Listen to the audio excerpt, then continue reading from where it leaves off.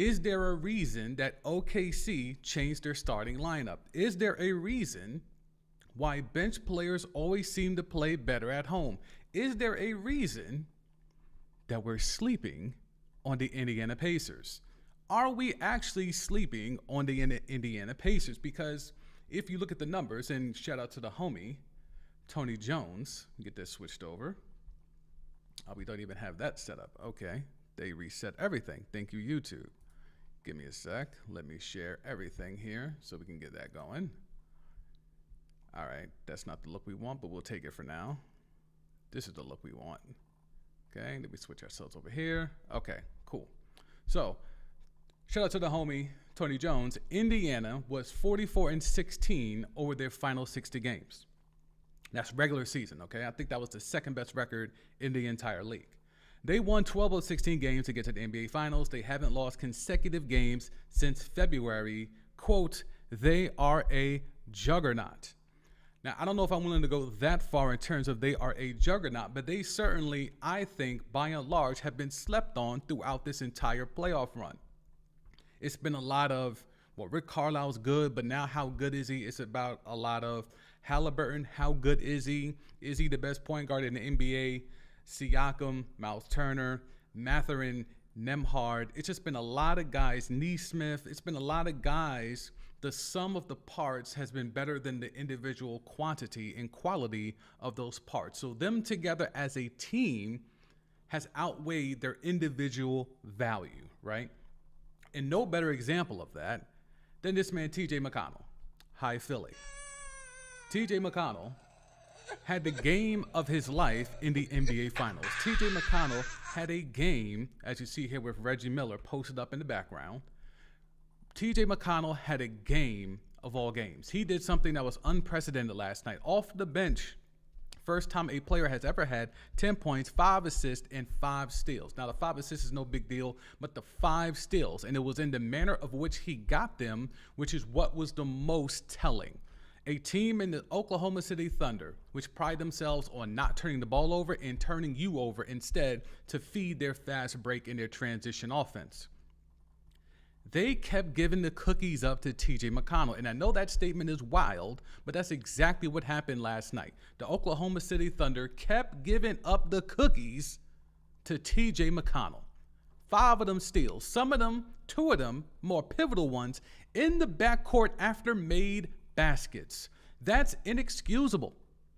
You know, they had the whole thing with Jose Alvarado a couple of years ago with, after made baskets with the Pelicans. After made baskets would kind of sneak up behind point guards and get the cookies that way. TJ McConnell was in your face taking your cookies. And this is against the likes of Alex Caruso, against the likes of SGA and Jalen Williams. TJ McConnell was a menace last night in Indiana. So that's one guy that is a role player, that is a bench player that played better since he was at the crib. Another guy that came off the bench and was cooking was Ben Mathurin. Mathurin damn near put up a 30-piece last night on 9 of 12 shooting, 2 of 3 from 3. And again, it was in the manner of which he did it. It wasn't like he was ISOing people and just going at them. He was extremely efficient in moving without the basketball and creating space for himself. And then occasionally being aggressive and going to the rock. And he was able to be a force. Now, he's had moments throughout this entire playoff run, good and bad, mind you. But this is a guy that has a lot of promise. This is a guy that was a lottery pick. This is a guy that I believe was a top 10 pick. I think it was a number 6 pick in the draft. Ben Mathurin is supposed to be one of them. So the Pacers that have been rebuilding or retooling on the fly, getting bit pieces here and there, refusing to tank, refusing to tear it all down and rebuild again. I mean, this is a team that had, Pandemic P, David West, Roy Hibbert, George Hill, Baby Bron, all those guys, and they were able to pivot to all of that and end up with a Sabonis, flip him for Haliburton, and then build once they found a guy. They found a guy in Haliburton, and then they decided, okay, now that we got our guy, let's build around him. Let's go get a Nembhard. Let's go get a Neesmith. Let's go get a Mathurin, and then let's go make the in-season deal of getting Siakam, that vet presence, that championship pedigree presence. And now let's go along with the vet Miles Turner that's always been there. Now we have a roster. Now we have a squad. And now they're halfway to a Larry O.B. Make it make sense that the Indiana Pacers, a team that admittedly was basura the first 2 months of the season, is now 2 wins away from a Larry O.B. The bench mob got it done last night for the Pacers. The bench mob made it happen. But then you can't forget the one, the only, the best point guard in the NBA, Tyrese Haliburton. 22 points, 11 assists, 9 boards, damn near a triple-double in the finals. And again, the 22 points aren't flashy. The 22 points aren't SGA worthy, aren't SGA level.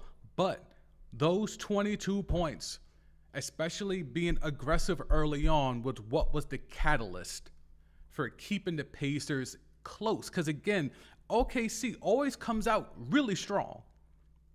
Jumps out to early leads, jumps out the first, and they broke this down really well, I think, in post-game on NBA TV. The first and third quarter always seem to be OKC's. The first and third quarter always seems to feature OKC establishing what they want to get done. But by the time that second and fourth quarter come around, that's when the Pacers take over. Now, there's been a lot of insinuation of, is that fatigue? I mean, it can't be fatigue after 3 games when they had a week or so off because they got rid of Ant-Man and them in 5 games. I don't want to hear fatigue. But the fact of the matter is that over these 3 games so far, there is definitely a trend where every first quarter, OKC gets off to a hot start, but somehow, some way, the Pacers in the second and fourth quarter, obviously game 2 notwithstanding, find a way to carve out a lane for them to either take over and steal one like game 1 or take over and close out like they did last night in game 3. Now, you know what we do here? We get into that box score hot and heavy. And the one good thing about doing the stream the morning after the game is that I'm able to pull up Basketball Reference in all its glory and get the stats that I really think matter in real time instead of, using Yahoo. Yahoo's box score is solid, but, I'm more inclined to Basketball Reference. So let me see, shrink that just a little bit. Okay, cool. All right. So SGA. SGA gave you, again, I showed the box score because sometimes the box score can actually help you. What you don't want to do is buy into everything that you need to know is here in the box score. You use the box score, it's like a tool. You use the box score because it can sometimes help you understand what happened in the game, but don't take everything in the box score as this is why the game occurred the way that it did, okay? I always had to get that disclaimer because a lot of people are starting to just look at box scores and base all their opinions off of that. I used to work at a very popular sports radio station, the #1 sports radio station in the country for a long time. And a lot of the talent over there, a lot of the hosts over there, a lot of the people that are so-called legends in this industry, I know for a fact they didn't watch a lot of the games. They watched highlights, and then they would go read the box score and base all their opinion off of that. Don't do that. Be better. And I hope you're learning that by consuming my content. But you can use the box score useful just to get a framework of how things may have happened. So SGA, 24 points. That's not what he normally does, okay? SGA is a walking 30 piece. He had 30 pieces at the crib. He had 32 and 34, I believe. He had what? Yeah, I think he had 72 points. So 38 and 34. So 72 points over the first 2 games. 24 points last night, 9 of 20 shooting. That's not a lot of shots for SGA. 20 shots is not a lot, okay? Only 3 threes, that's not a lot. Free throw attempts, 6, that's not a lot. 6 turnovers against only 4 assists. Now, I've had a lot of debates with people about what is a point guard, who is a point guard, what makes someone a point guard. 4 assists for SGA compared to 6 turnovers, that's not a point guard. Again, it doesn't take that much if you actually just watch and pay attention to what you're watching. What SGA does, He's an ISO first player. He's a score first guard. He's a big combo guard that is being used to play point guard. But he is not a point guard. I think he had 8 assists in game 2. And he was like, see, he's a point guard. Well, okay, let's do it the other way. See, he only had 4 assists and he had 6 turnovers. He's not a point guard. Make of it what you will. But SGA, if he's not going to get that 30 piece, if he's not going to be the bucket that we know him to be, and he was getting to his spot. So it wasn't like the Pacers made it tough for him and he wasn't able to get off. No, he was getting his shots off. For whatever reason, he just wasn't taking enough of them, in my opinion. So if you're not going to get a 30 piece from SGA, then you need somebody else to step up, right? Well, you had Jalen Williams, who was in the teens the first 2 games, but is capable of getting 20 pieces and even a 30 piece every now and then. He gave you 26, so he gave you more production. Then you have Lou Dort, who hit 4 threes last night to go along with the 5 threes he hit in game 1. So Lou Dort's not the problem here. The Dortcher chamber's still a thing. He still played good defense. All of this is bonus for Lou Dort. Chet Holmgren, and I'm still Chet Hive. I'm not reneging on that. I'm not, disavowing myself from being a member of Chet Hive. But we need to have a conversation, whether it's how he's being used or something. You can't have Chet, who, and I love the fact that we got Basketball Reference here. We go to this first quarter box. Oh, why did that go away? That's trash. All right, let's see if we get that back up, please. Nope. All right, we're going to come off that screen. Oh, they don't want me to do well today. Anyway, Chet had 13 points in the first quarter. 13 points in the first quarter. We got the screen back. I don't know what's going on there. So Chet had 13 points in the first quarter. You see it here. Okay. 13 in the first quarter. He finished with 20 in the game. And why you say, all right, Sam, you're being a little too tough on him. 5 shots in the first quarter, right? For the game, he had 15. So 10 more shots over the course of the game. We're going to go to the second half. 2 of 8 from the floor. Where were those shots? I'm glad you asked, because now we can get to the shot chart.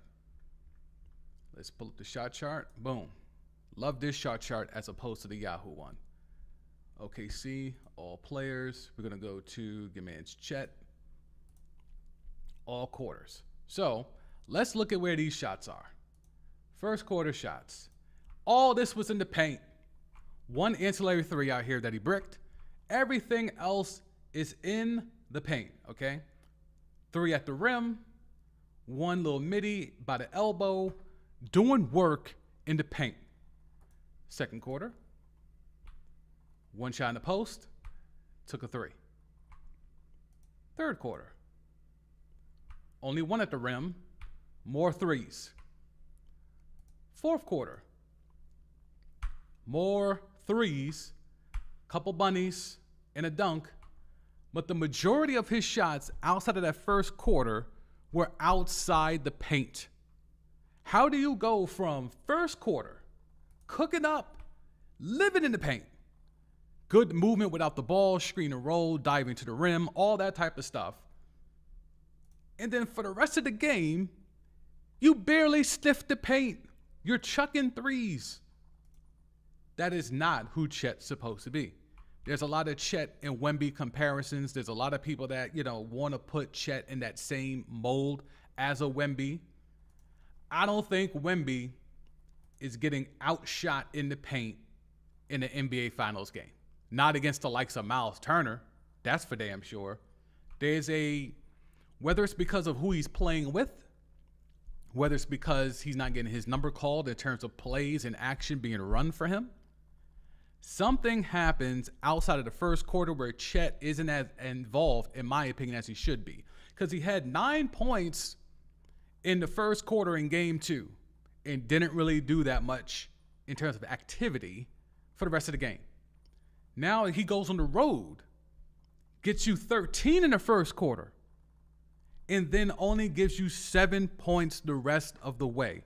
That's not what you want from someone who's supposed to be like a second or third option. Now, for sure, a third option with the escalation of Jalen Williams, but Chet at one point was right there, supposed to be a number 2. Your third option, SGA, isn't scoring at the pace that he normally is. Jalen Williams has upped his game, but again, you're on the road. Your role players are not going to cook like you're accustomed to. But for whatever reason, Chet Holmgren, 13 points in the first quarter, only 7 the rest of the way. Because again, you're not getting an Aaron Wiggins game on the road. Only 2 shots, 0 of 2. Isaiah Hartenstein. Barkley came up with this in the post, so let me see if I have this ready here. We can play some of this sound that I did have locked and loaded. Let's see if we can do it. Let's see if it'll play. Let's see to refresh the window maybe. All right. Let me know if y'all can hear that. I'm assuming y'all can hear that. So Grant Hill and Barkley are trying to make comments about you don't change your starting lineup. This is what they're talking about, right? And what they're referencing is the fact that the starting lineup that the OKC Thunder has used throughout these playoffs has been starting Hartenstein and Chet together. They're 2 bigs. Their big free agent acquisition in Hartenstein and one of their linchpins in terms of establishing who they are, especially physically as a team, and Chet Holmgren. They made the change before the series even began that they're not going to start the 2 bigs. Now, you can chalk that up to the fact that Siakam is not your traditional 4 and Miles Turner is not your traditional 5. But still, you won 68 games in the regular season. You walk through 3 rounds of the Western Conference playoffs, and you get to the NBA Finals, and you're staring across at the Indiana Pacers, who, yes, we understand, were 44-16 over their final 60 games, but still, you're staring across at Nembhard, Nesmith, and Mathurin, and you decide to switch up your starting lineup? You're afraid that Pascal Siakam is going to cook Chet Holmgren? You're afraid that size with the switching is going to be a problem? Chet can't close out on Nesmith. Chet can't close out on Nembhard. You don't trust Chet on a switch, on a 1-5 or 1-4 high screen and roll. You don't trust Nembhard. You don't trust Chet against Nembhard. That seems very, very weird to me. And I've talked about how, okay, they made an adjustment in game 2 because game 1, they came out with that small lineup or smaller lineup.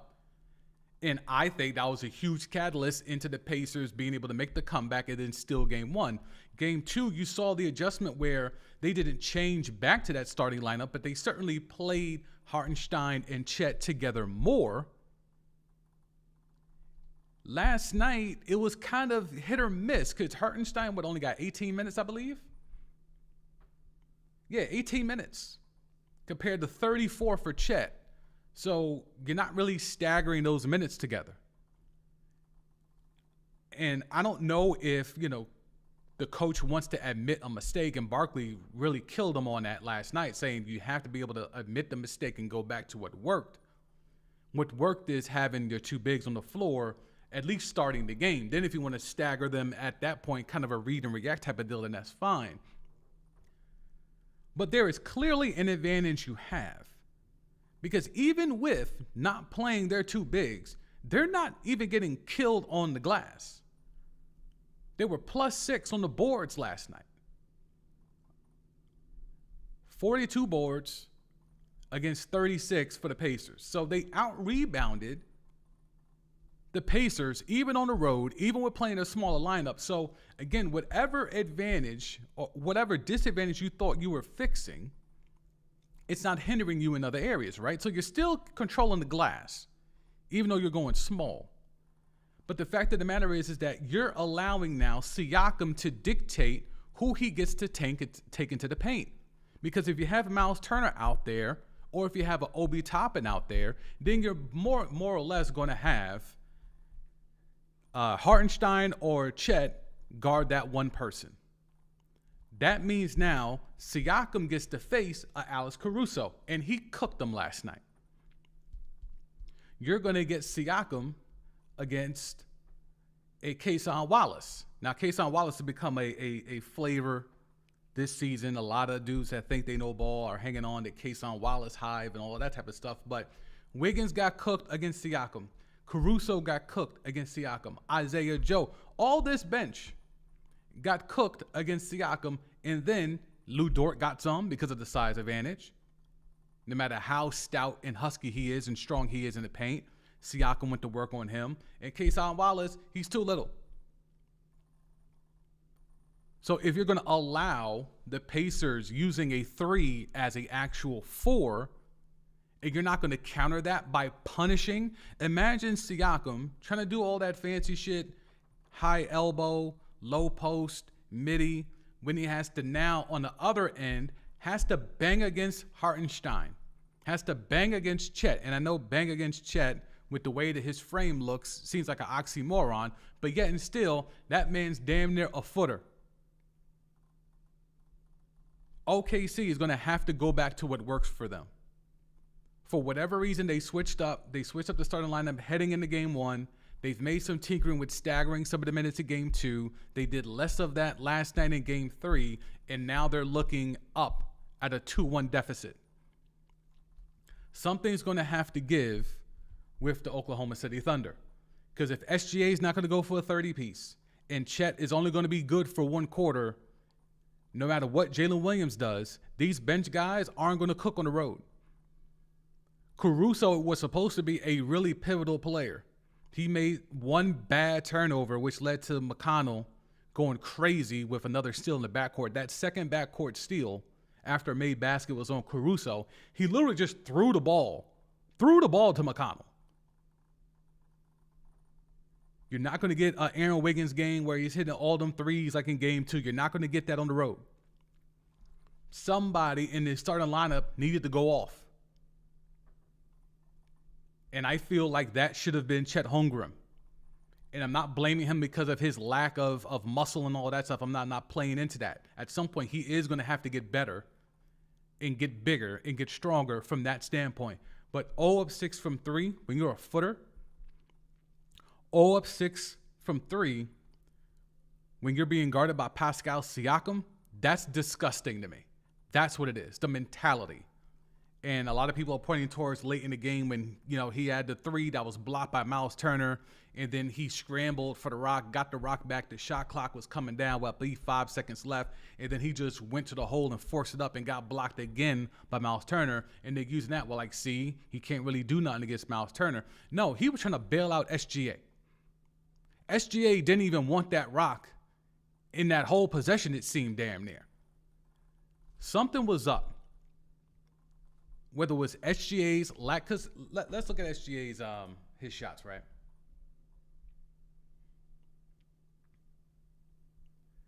$30 shots in game 1.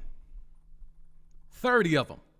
What he had 20, I believe he had 21 points in 20 shots. Let's look at that box score again. That box score was crazy. First half. He had 18 shots. 18 shots, and took 12 the rest of the game. He had 20 shots in game 2, 21 shots in game 2.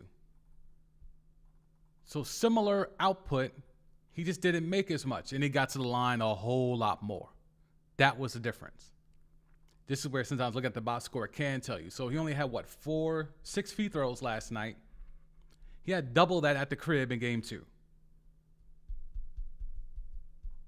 He's not going to get those calls, MVP or not. He's not going to get those calls on the road based off how they're calling this series so far.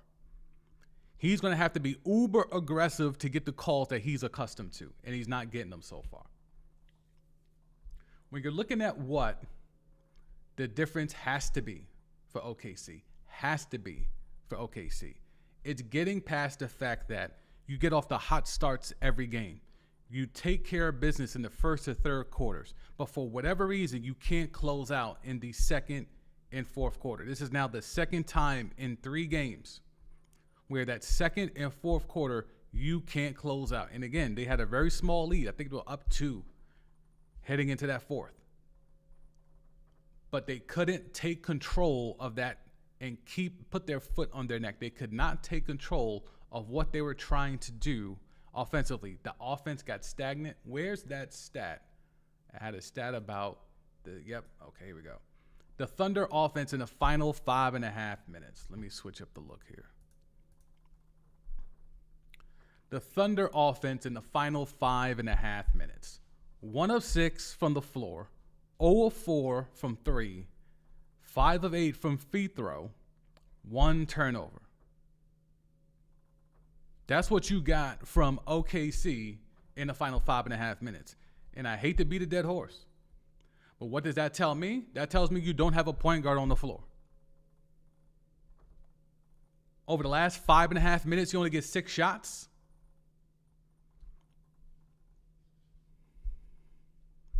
I don't show y'all the shot chart for any old reason. I show you the shot chart because you can't fight that. You can't deny the shot chart.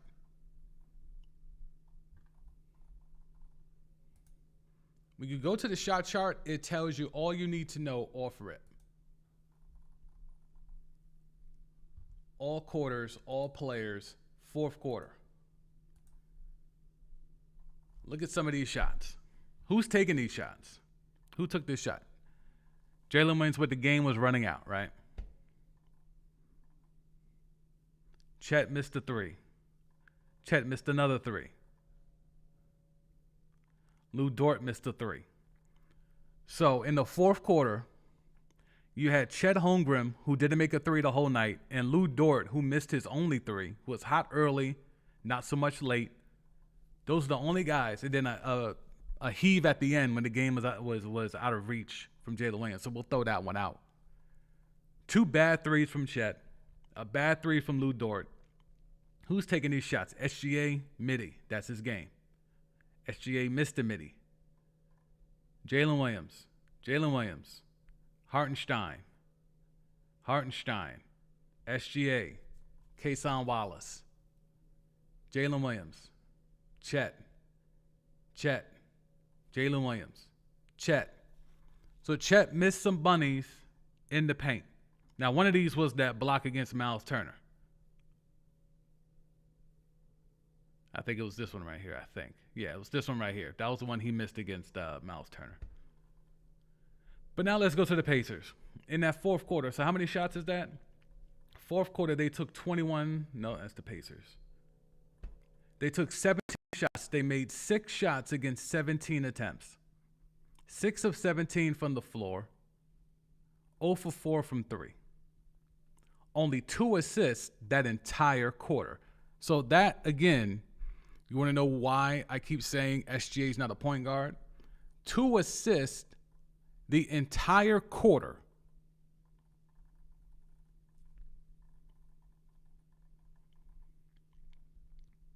Let's go to Indiana. They had 5 assists the entire quarter.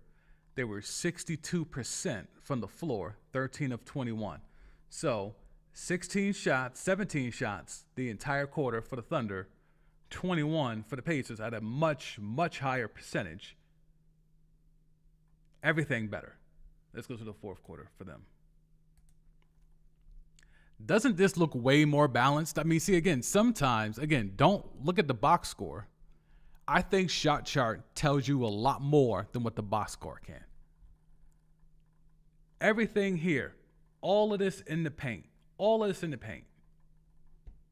And the threes, long 2s, 3s were made.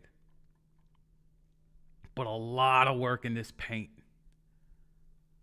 But you see where the ball movement is happening. It's happening everywhere. This right here shows the work of a team that not only has a point guard, but has a philosophy of moving the ball. If you go to the fourth quarter for the Thunder, everything is on this left side of the screen. Everything is on this left side. There is nothing in either corner in the fourth quarter. This shows ISO ball. This is how you know what you can read when it comes to if you know ball or not. This shows no ball movement. This right here shows bounce. Just the dots alone tell you the story. The dots are spread out on both sides, all sides. We have corner shots, we have elbow shots, we have top of the key shots, and we have paint shots for the Indiana Pacers. While we go to the Thunder, there's some paint shots, but they're all predominantly on the left side of the floor. There's one top of the key shot. Everything else is on the left side of the court. So they worked from left to right. Whereas the Pacers, it was spread out. It's not left to right. It's not right to left. It's swing the rock around. You could see it as the fourth quarter was happening. The Pacers were out there running 3-man weaves, 2-man double dribble handoffs, double screen handoffs. Like, they were running actual sets and motions that were more than just your standard high screen and roll. Let's see if they switch. That's what the Thunder were doing for the predominant amount of time in that fourth quarter was ISO ball, high screen and roll. ISO ball, whether it's SGA or Jalen Williams, or high screen and roll involving Jalen Williams or SGA. Whereas you saw, when it came to the Pacers, dog, it was SGA with Turner and Toppin up top, screen and roll. It was Siakam doing 4-5 screen and rolls. It was Mathurin, backdoor cuts. It was Nembhard getting some ISOs. It was Nembhard getting some screens. Like, it was a myriad of sets in motion from the Pacers, and you got none of that from the Thunder. But that's also who they are. Let's not try to act like OKC got here by moving the ball in this type of fashion like the Pacers. They don't do that. However, it's so stark when you see the difference between a team that knows how to move the ball and swing the ball, especially in a half-court set, as opposed to a team that will either ISO you to death or is looking to get out and push the pace and get out in transition because they're so good defensively and get those fast break points. Understanding the game is not that difficult. Talking to people who don't know the game is the part that's difficult. All right, box score. Like I said, I'm not here for a long time, but I am here for a good time. Who else can we try to blame for this loss? Who else deserves blame? I feel SGA gets some blame here. Even though you can look at these numbers and say, well, SGA played a good game. He was almost 50% from the floor, 1 of 3 from 3. He got to the free throw line, but he didn't get to the free throw line enough. There was a lack of aggression to absorb that contact for SGA last night. Again, we could go to the SGA shot chart. It's a lot of middies, and that is his game. So I'm not telling him to be something that he's not. What I am telling him is, hey, man, you like to get to that free throw line. This shot chart doesn't resonate with someone that likes to get to the free throw line. This shot chart showed someone pulling up for middies. Middies, middies, middies, middies. That's what this shot chart shows. Anybody want to go to Haliburton? Who's able to get in the lane and get that floater game going? That's what I was asking after game 2. You know, a lot of people, a few people hit me up and were like, yeah, man, you're killing Haliburton, but I thought Haliburton's your man. It's like, well, one, I'm not killing Haliburton. I can criticize someone that I actually like. I can call Tyrese Haliburton the best point guard in the game, and I can still criticize him for the way that he plays. You see how easy that is? That's what it is to not be a shill. That's what it is to not be a fan. Okay, that's what it is to not be a fake contrarian. I can say with my chest that Tyrese Haliburton is the best point guard in the game, and I can also criticize him for his play in a NBA Finals game. And I said he needs to be more aggressive. You're going to be a facilitator. Do not change who you are at your core. However, you need to understand the moments of when you need to be aggressive offensively and still be that facilitator. It's a very dangerous dance of knowing when to do what, but the greats know how to do it, and I think Haliburton is one of those greats. And you saw it last night. First quarter, he got out there and was effective, driving and kicking. He got that floater game going. He got the runner game going. Second quarter, he was able to get going. Like, the shots that he took and where he took the shots is what was the difference for me observing that. The three ball is going to be hit or miss with him, especially in this series with the guys closing out so aggressively. But the issue was, are you trying to take the two-pointer? Because they were closing out so hard against Haliburton over the first two games that he would get into the lane and then he would see one tree because OKC's not playing both of their trees. So he would see either Chet or Hartenstein, and then he would pass out, kick it out, trying to get the others to get it done. And in game two, that came to bite them because the others were not making their shots. Last night, not only were the others making their shots, like a Mathurin, like a TJ McConnell, like a Obi Toppin, but you also had Tyrese Haliburton being able to be aggressive and go for his shot and get his runner in the game and get his floater game going and knock down a couple of threes. That's all you need. If Haliburton's giving you 20, you know you're going to get a high level of facilitating. It may not always show in assist numbers, but again, if you're watching the game, you see the effort. You see the ball movement. You see what he's trying to do out there. All right. What to look for in game four? Game four is going to be extremely interesting when it comes to trying to navigate what the hell are the Thunder going to do. Is there a reason? Is there a way for the Thunder to realize who they once were in this playoff run? Because the Indiana Pacers are halfway to a Larry O.B. That's not a statement I thought we would have. Now, I know some people that still have OKC in 6, and that may well happen. Like, I'm not saying here like it's not going to happen. Like, the series has not changed enough to make me think Oklahoma City will lose this series. What this has made me change is, holy shit, Indiana can win this series. That's all it's done. I did not come into this thinking that could be a possibility, that there's a real possibility that the Indiana Pacers can win the Larry O.B. Now, if they were playing Minnesota, I would have gave them a puncher's chance. I would say they probably even would be the favorite, even though the streets will want Ant-Man to get that ring. I would have the Pacers as the favorite over the Timberwolves. But once OKC made quick work of Ant-Man in them, I'm like, oh, okay, all right, it's their Larry O.B. to lose. And right now, they're in the midst of losing their Larry O.B.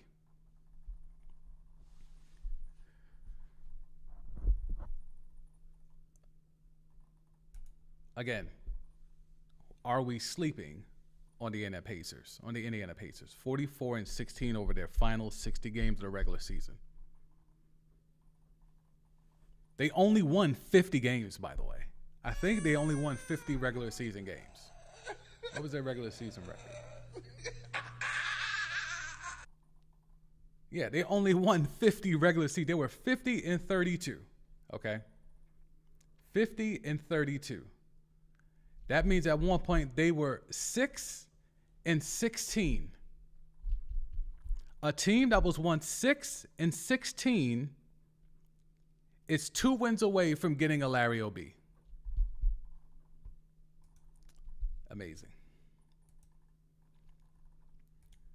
All right, as I wrap it up here, we'll do some quick series summary stuff just to get a quick view if we could find something. Can we find something that make us feel better about the Oklahoma City Thunder as we now have 2 days to kill until we get to game 4, which is a pivotal game 4. I mean, game 3 is a pivotal one, but now with the prospect of going down 3-1, OKC is in a must-win, the must-win position in game 4.